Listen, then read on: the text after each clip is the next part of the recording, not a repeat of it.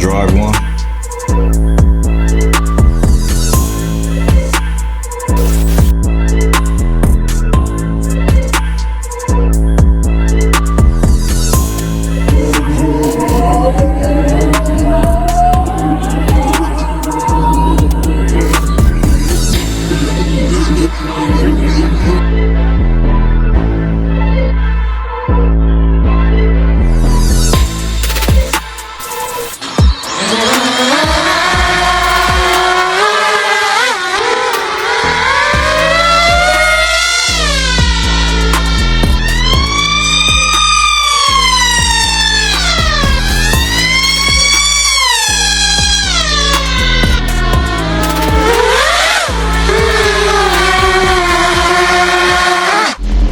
If you're one of the people who thinks AI is scary, do not watch this video because this blows it out of the water. So a lot of people think we won't ever be able to create something smarter than a human, and there actually is a lot of evidence for this. We've created supercomputers with more mental capacity than a human, but the problem is they're huge. The human brain is estimated to have a capacity of over 2,000 terabytes. It just takes so many transistors to rival the power of the brain that it becomes really inefficient in terms of space and energy. But a new, really creepy development might change that. So this is a rendering of an organoid, which is when you take human cells and have them populate a 3D scaffolding. And recently, they've been able to do this with brain cells. I don't know why they always use Pong for this stuff, but these are human brain cells in a petri dish, and they're playing Pong.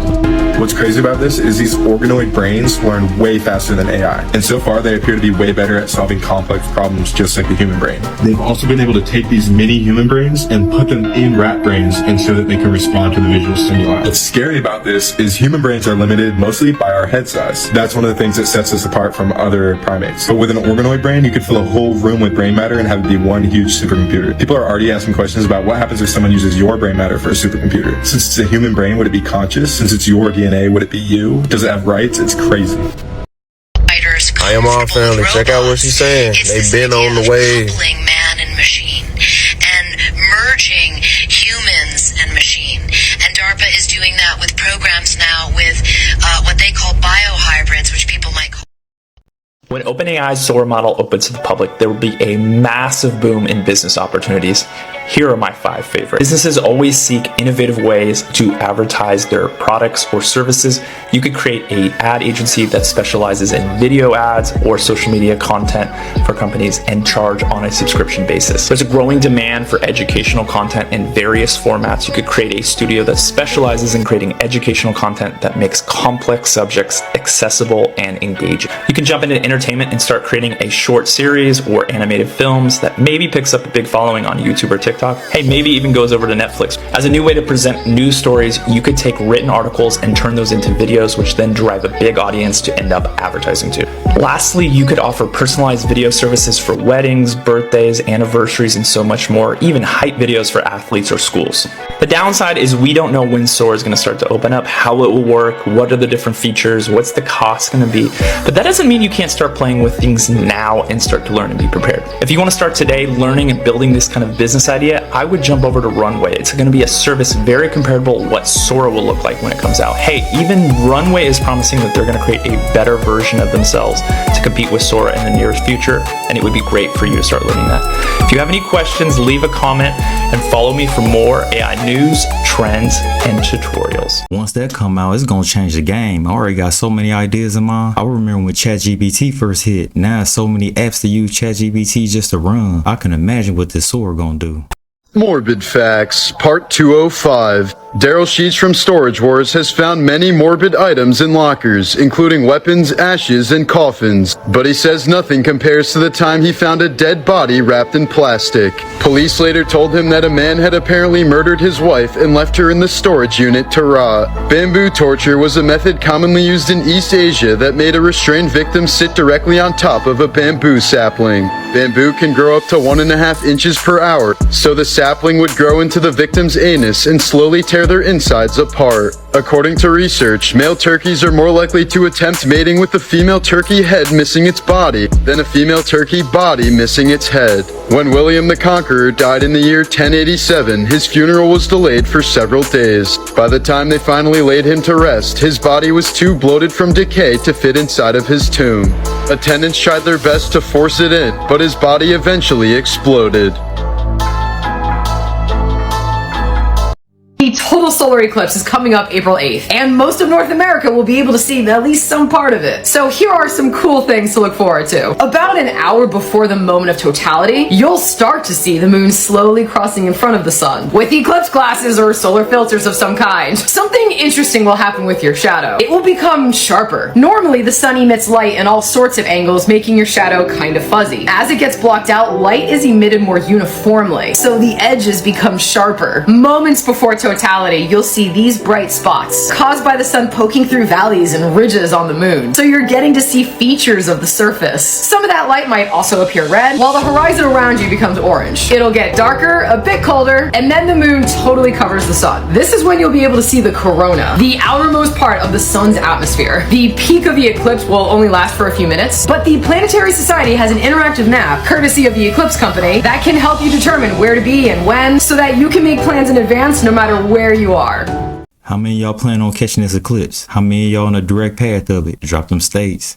So I see everybody talking about how in the Paleo Hebrew language it represents the Alpha and the Omega. But what nobody's talking about is the number game that's behind it. See, from 2017 to 2024 is 7 years. That's the 7-year tribulation. See, 2018, 2019, 2020, 21, 2, 3, and 4. That's 7 years. Then if you add 2023 up, it also equals 7 years. 2 plus 2 equals 4 plus 3 equals 7. In 2023, they also was talking about this 2030 agenda, which was exactly 7 years. And where it gets crazy is, when did the war in Gaza start? On October 7th. And 7 days after that, we had the eclipse. Then if you go read the book of Revelations and you start to see how many verses had the number 7 in it without repeating itself, it's 49, which is 7 times 7. Go to this website and see for yourself. Now where it gets more entertaining is 2024, you add that up, it equals 8. Wow. When is the eclipse supposed to happen? On April the 8th. Now I know I'm on to something crazy. If y'all want to add on to it, comment below. This is a real life number game. Let me know what y'all think about the number game behind the eclipse in the comments. Like and follow for more wisdom states. It's getting strange. I think I might have just scientifically proven the firmament and potentially the flat earth. As you may know, there's a lot of oxygen up there. In fact, the ozone layer is made up of O3 molecules. That's oxygen triple bonded to itself. Did you know that oxygen freezes at about negative 350 degrees Fahrenheit? Did you know that when it freezes, it turns a sky blue color? And did you know that outer space is negative 450 degrees Fahrenheit? If everything I just said was true, then the very upper levels of our atmosphere that come in contact with space would be frozen oxygen. And right below that layer of frozen oxygen would be the waters above, liquid oxygen. And why would it stay up there? Because whenever it got warm, it would just become a gas and float back up. There's your firmament, folks, and the waters above. Science approved. It's definitely something covering us, but the substance of it, that's the big question. The Earth is actually flat. Are we actually doing this now? Please don't hate me, guys. Please, I'm sorry. Right, I'm not saying I believe the Earth is flat, right? Like, I'm not saying that. I mean it. So yeah, what is the ice wall? The ice wall? No, not the ice wall from Game of Thrones, I wish. The ice wall is essentially what people believe is at the edge of the flat Earth. There are millions, and I mean millions and millions of people out there that do believe the Earth is flat and do believe there is genuinely an ice wall in Antarctica. But why do they believe it? Is there proof? There actually might be. So first of all, there are these maps which apparently show outside the ice wall, underneath the Earth. Now apparently on this map there are places like Asgard. Like, really? Surely, no. The lost city of Atlantis, all of these places that are apparently on the other side of this wall. So a while ago there was a leak with this footage which shows sky ice. That's what it's known as sky ice. So between 1997 and 2000, this guy was contracted in the army to be positioned in Antarctica, in a place called McMurdo Station. Now he said when he was working there, he was told about 2 different types of ice in Antarctica.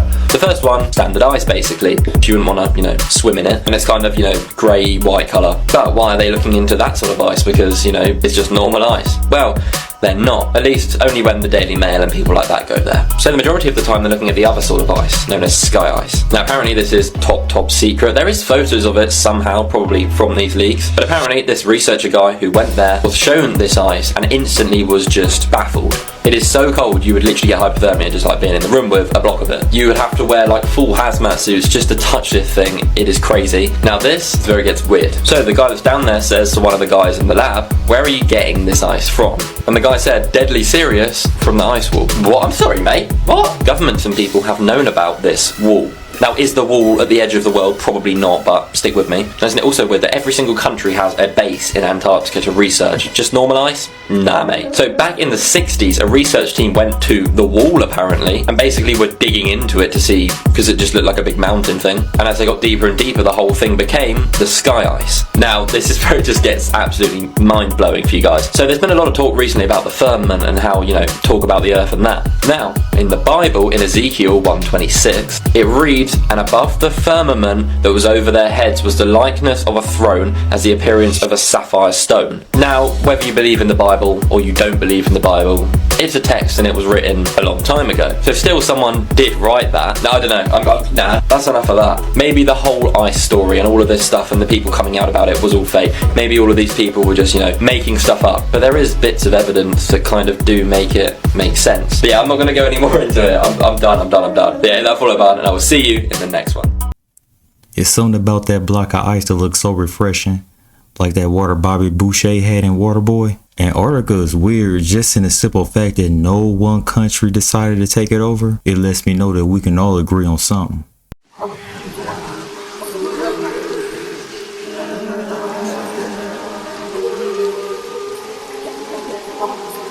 Is it raining in one spot?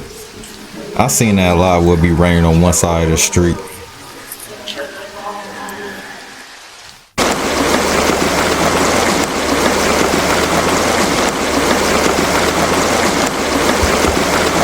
That's supposed to be in the river. It's big too. TikToks of people talking about they seen people with black eyes.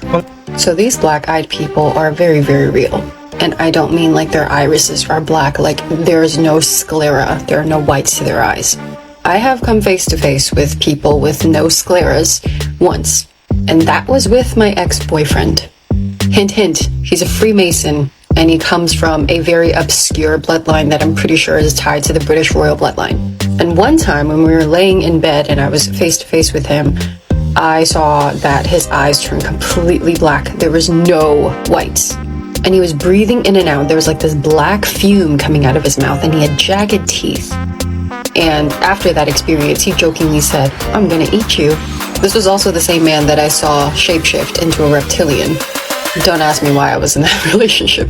But I will explain to you guys exactly what you're seeing. So what you're seeing are entities from what we call phantom matrix in specific spiritual communities. Not everybody knows about phantom matrix. And here's the thing. I think the people who create these apps and these technologies, they know what phantom matrix is. Because as I'm saying this, TikTok capitalizes phantom matrix like it's an actual official thing. I'm not doing this.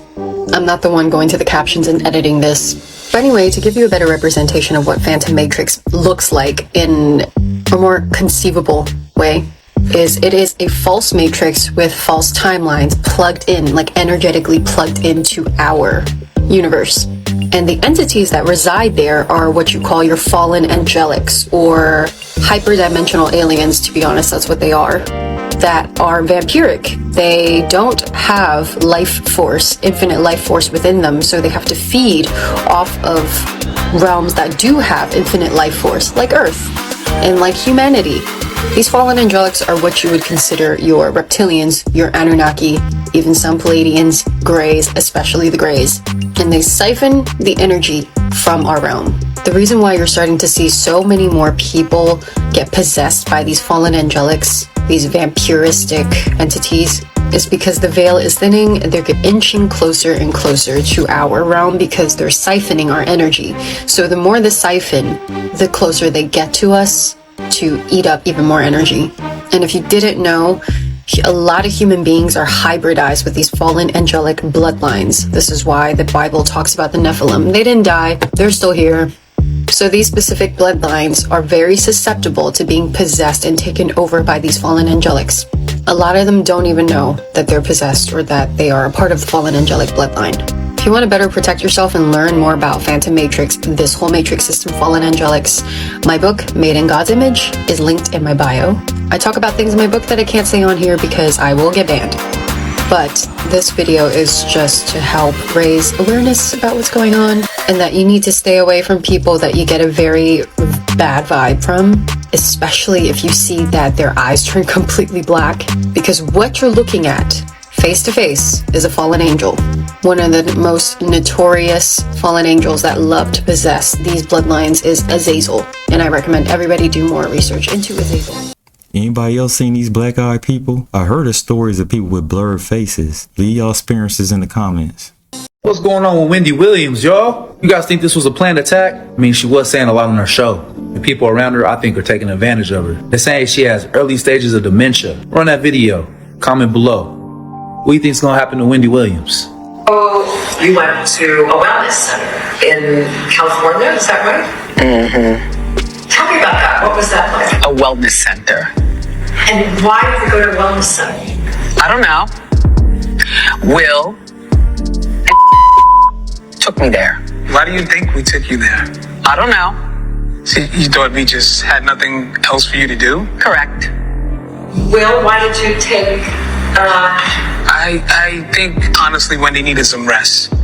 Wendy was going through a lot. I can rest right here. Well, I thought you needed a place where you could actually focus on rest. Sometimes here, you're not going to sleep, you're not eating, you're not taking care of yourself. Please. Please what? This was just an assessment that we made. We needed a break. That's it. what? You did not like going to the wellness center? Stop talking, please, about that. Oh, me or Will? Everyone.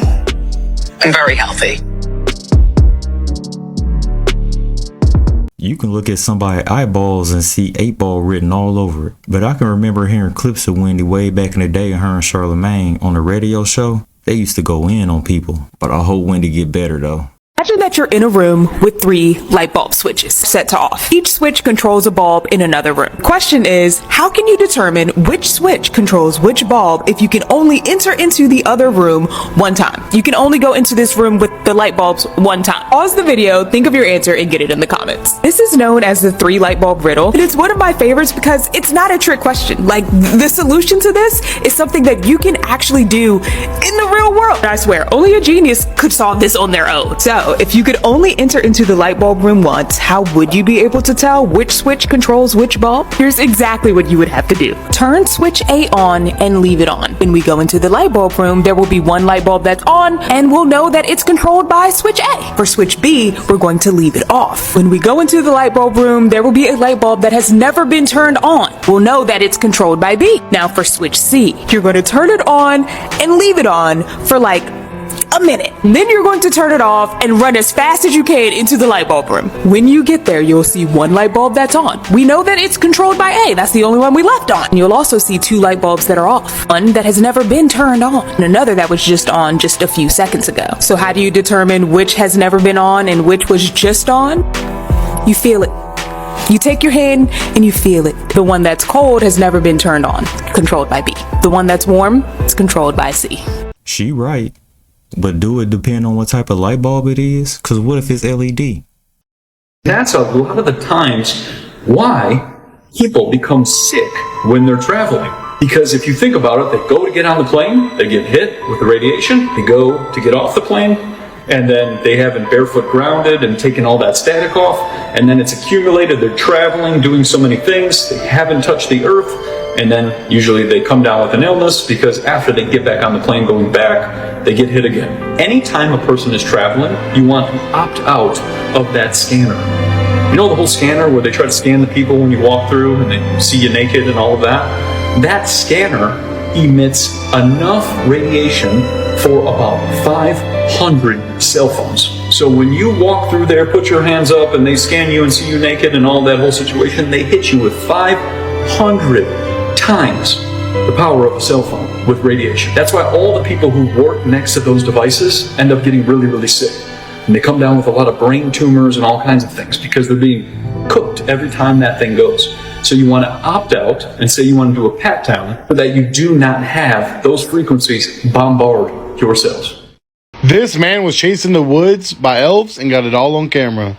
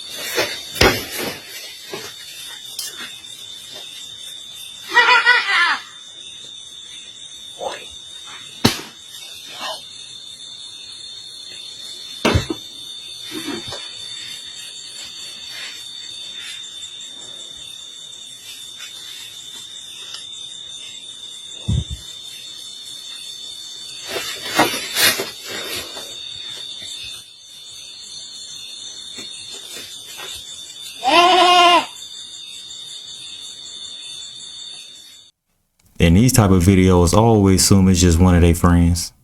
Video was released in January of 2022. It's allegedly of a man who wakes up in the morgue after being declared deceased and just moments away from being embalmed. People wanted a backstory on this. I did a little bit of digging, and this is the story that I found.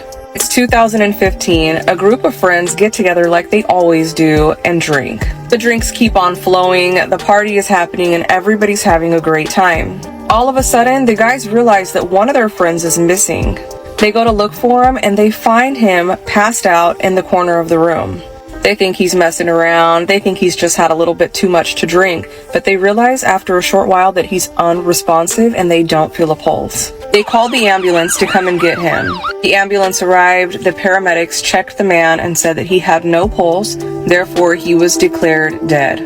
The guy's friends said that they were shattered. They all went back to an apartment to mourn their friend's death. Meanwhile, at the morgue, the friend was waking up, realizing where he was at. He said that it was extremely cold in there. He said that he was only feeling the effects of the alcohol though. He hadn't yet realized that he had been declared dead. Once he finally was able to get himself up off the bed, he said he tried to leave the morgue, but the door was locked, so he had to bang for help. He said he took himself right back to that apartment to hang out with his friends. The friends were absolutely shocked and in disbelief. They thought he was a zombie. The video was supposedly recorded in Russia, but it made national headlines here in the United States. The story has never been confirmed, and it's also been said that this is a common story told by police officers, especially around the holiday time, just to possibly scare people into not drinking so much. That seemed impossible unless somebody or somebodies wasn't doing their job. Sound like a lawsuit to me. We're having a major geomagnetic storm. I've never seen that in my life. Moon, forget how to moon. I don't see it moving. It's moving. I've got it on video. It's moving fast. It's moving fast. It's going in circles. I've never in my life seen that.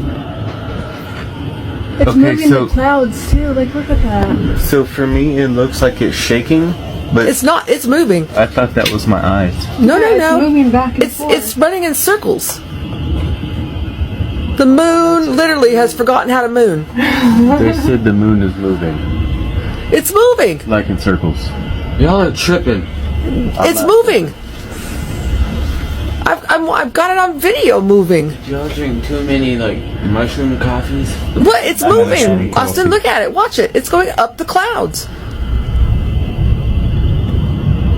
I've seen cats forget how to cat, dogs forget how to dog. I've never seen a moon. Y'all can't see that moon moving. It is moving. Like, forget how to moon. See it, but like. Okay, all right. I'm seeing it. Yeah. Okay. Looked like the clouds was just moving to me. But who knows, they might have had too many mushroom coffees. Concentrated sunlight created so much heat that the fragments lost their magnetic attraction to each other. So this is really cool. It's showing what happens to a magnet at the Curie temperature. Yes, that Curie. To understand why that happens though, we need to understand what permanent magnets are. Let's start from the top. At its most basic, magnetism is the result of charges moving. One example of this that you might be familiar with is an electromagnet.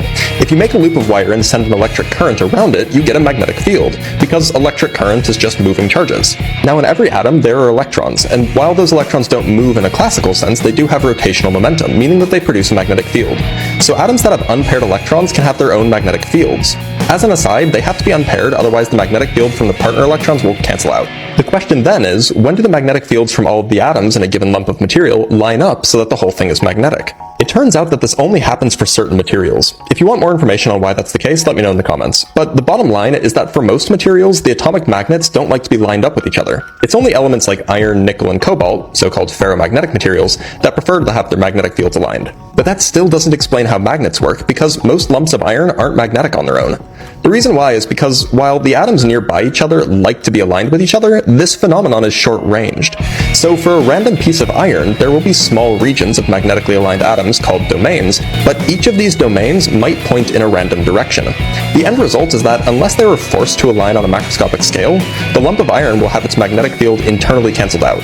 But we can magnetize iron and other ferromagnetic materials by heating them up and subjecting them to a magnetic field. When an object is cold, its atomic orientations are more or less locked in, but heating it up past a certain temperature, called the Curie temperature, allows the orientations to change. If you then subject your sample to an externally produced magnetic field while it's hot, all of the atomic magnets will align with that magnetic field. And because they're happy to stay that way, even when they're cold, if you then cool it down, the previously non-magnetized lump of iron will become a permanent magnet. So what the guy did in the video was heat up the magnet sufficiently so that the orientations could randomize. And because there wasn't a big magnetic field applied while it was cooling, the domains aligned randomly. So the end result was demagnetization. Every week, you work for 5 days until you're weakened, until they give you your earnings, which are taxed, and then you come back the next week to do it again. With the earnings, you buy your food. But Neo, you are a hunter. With the earnings, you buy your home. But Neo, you are a builder. Imagine a squirrel paying someone for nuts. Imagine a squirrel going and getting on a hamster's wheel to earn paper money to pay for a hole in a tree. See, it's only then when you realize that Neo, you are truly in the Matrix, playing a huge role in the Matrix. You are every person around you that you're trying to free, because you are stuck in the same loop that they're stuck in, doing the same things. And even though you are aware that something is wrong, you're still doing it, because you don't know how to change it. With Neo, you got to wake up. And what waking up looks like is doing the work. Don't you dare say you want to be something and not be willing to do the work, because it's not easy being accountable to being Neo. It's not easy being the one that has to unlearn all of the crap you were taught. It's not easy being the one to wake people up, because people will hate you for it, not love you for it. It's not easy being Neo. It's not easy not having friends because they don't see eye to eye with you anymore. But you are a master manipulator, a master manifester. Morbid Facts, Part 204. In 2015, 16-year-old Indiana teenager Brock Meister survived a cancerous brain tumor. 6 years later, Brock was the passenger in a car accident that left him internally decapitated, meaning his skull was completely severed from his spine. This injury is almost always fatal, but Brock's friends managed to keep his head stabilized, and he miraculously survived once again. Amazingly, the same neurologist saved him from both the tumor and decapitation. Madagascar's Senate recently approved a new law that will allow for chemical and sometimes surgical castration of those found guilty of assaulting a minor. In 1998, an elementary school in Aurora, Colorado started buying slaves in Sudan to free them. They managed to raise over $35,000, allowing them to purchase and free up to 750 slaves. This gained global attention, with schools all over the world soon starting slave buyback programs, but only until it became clear that the money was only helping slavery grow. Ladies and gentlemen, do I have a treat for you guys? Now, we're all aware that TikTok has this trend that people come on live and act as NPCs in order to earn gifts. Now, here's the thing. I do believe there are real people acting out as NPCs, but I also believe that there are real NPCs amongst those real people. Let me show you this conversation I had with this young lady about this guy over here. So I always come across this guy live and I always find it intriguing, and I stay for a little bit just because of the things that he says. They're hilarious. Now, this was literally 2 days ago. I came across this live, and then someone offered him food, and he says he does not have the internal component. He states that he does not have the internal components to process or digest food. As soon as I came across this live, I was like, what? So I tried to record him saying it again, but he already said it. He already completed it. So I was asking during his live, check this out. As you can see here, I says, did you say you can't process food with the mind blown emoji? Because again, literally he said this as soon as I entered his live to the people. And then as you can see, this girl right here, Devasia Brick, says, Anu Juice, he's an AI. He's not real. Y'all see that? I took a still picture for you right here. He's AI, and she also states he's not real. So I proceed to ask her, how do you know he's not real? And she continues, as she mentions me, she goes, he's not real. So she states again, he is an AI. And I say, how do you know? Okay, so I asked her, how do you know? And she's about to tell me. So again, I was curious again, so I began to ask him again. I said, Harrison, can you eat food? Can you process food? Okay, and then she comes back. Watch this, y'all. Check this out. Watch what she says. So she says he has a battery pack. Y'all, look, check this out. Hold on. Look, he has a battery pack. I was like, what, a battery pack? And I asked her, how do you know? I asked her, how do you know? And watch what she tells me, y'all. Look. Let me see. And then she proceeds to say this, that he showed us his battery pack one day. Y'all see that? He showed us the battery pack one day. Now, I wouldn't think nothing of this, but apparently she's important to him because she's able to pin comments. You can't pin comments in TikTok unless you are close to the creator. And that's what's really threw me off, saying that I don't think she's lying because she's able to pin comments. So she's close to this creator, and here she is telling all the secrets or revealing the truth about him. Now, furthermore, I asked her, what are you to him? And she says she is his handler. And you guys believe that? I can believe that because this is another trap of the Matrix to keep you from doing from what you're supposed to do. Remember, you guys, this Matrix, this illusion is created as a way, as a method to keep you from raising your vibration, to keep you back into this loop, to reincarnate here over and over again. This is the reason why they create these interesting looking characters. I say these interesting things to keep you in that loop, to keep you in that trap. Because there are only a certain amount of people here that are really feeding the system. Everyone else here is fake. Once the real people leave this Matrix, then this Matrix is over. The system is done. So it is the real ones that are keeping us trapped in here. These people are really fake. I just showed y'all. That's crazy. Have you guys ever checked out these NPC contents? If you're not mentally strong, this thing can really grab a hold of your mind and put you in a loop, you guys. Literally, they know what they're doing. But I just wanted to make this video to bring awareness. Have you guys experienced anything like this? Let me know what you guys think about this video. This video is strictly for entertainment purposes. There's no tea in Skechers. Wait, what did he just say? There's no tea in Skechers. I always remember there being a T in Skechers. Skechers, like, it's in there. I was 10 years old. I specifically got this pair of Skechers to wear to Disneyland for comfort. And I remember there being a T. Like, I remember the T. Look, there's videos of people spelling Skechers with the T all over the place. Here's another one, Skechers with the T. Even this one, it has a T in it. I found this old Reddit forum from 8 years ago, and people are just kind of like, what the hell is going on? Because they always remember the T being there. It was always Skechers with the T to me. I can't remember it not having a T in it. Wait, is it not Skechers with the T? We're definitely gonna find like an old commercial with the T and Skechers. Skechers. Skechers. It's the S. Okay, maybe there never was a T, because this looks familiar, but the more I look at it, the more unfamiliar it looks. Never will be. What you talking about, fool? Mr. T's always in sketches. Look at how they troll us like this. Look at how they do this, just like Fruit of the Loom. You guys are trolls. Everybody deserves free Skechers. Everybody gets a free pair of Skechers just because you guys did this whole thing with this.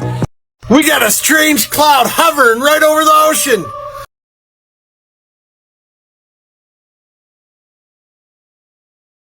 I don't know.